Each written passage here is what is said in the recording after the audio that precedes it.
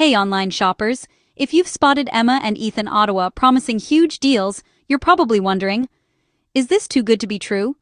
I dug into the most recent reports as of March 2026, and here's the honest answer.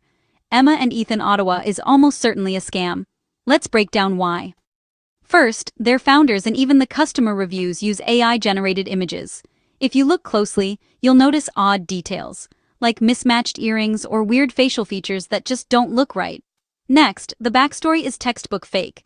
They claim to be a couple in business for, get this, 26 years, and now they're closing down because they're moving or retiring. But there's no real proof, just a story copied from dozens of other shady sites. Another red flag? The location. You'll see Ottawa plastered everywhere, but they have no store or even an office you can visit.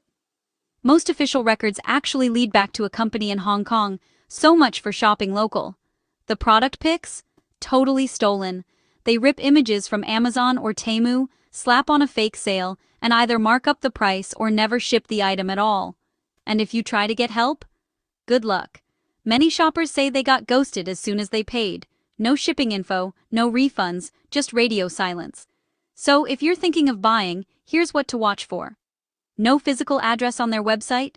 That's a huge warning sign. Are they pushing 80% off today only? Classic pressure tactic.